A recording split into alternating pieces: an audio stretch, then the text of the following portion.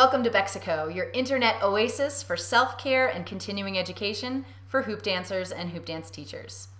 Today, my special guest is Nick Guzzardo. You may know him from the hooping world. He won the Male Hooper of the Year in 2013. And today, we're going to be addressing activations in the abdominal wall. Nick has talked to me a little bit about the movements that he does in hooping, and he spends a lot of time in extension. And a lot of times he says that he doesn't really feel supported in the front, so a lot of the effort goes into his low back. So we're going to give him some work today that's going to help protect the lumbar spine and open up the upper body. So without further ado, I'm going to have him lay down on the mat on his back, and you guys can either join along or watch. I have Nick positioned here on the mat, laying on his back. He's in a comfortable position.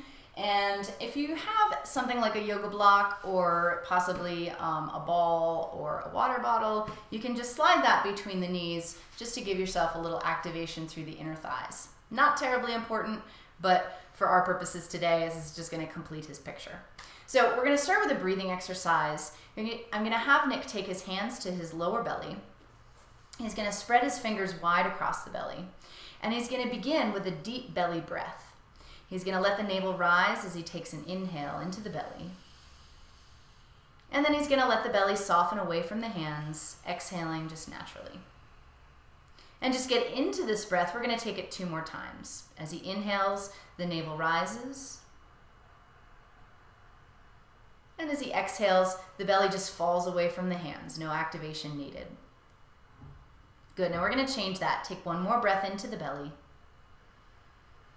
And this time as he exhales, he's going to actively pull the belly button away from the hands, downward in towards the spine. He's going to start to feel that deep abdominal activation of the Transversus abdominis. You feel that? Good. Another breath in, let the navel rise. So you're going to lose the activation you just found. And find it again. On that exhale, the belly button pulls down, away from the sky, in towards the spine. Good. And 1 last time, the belly rises.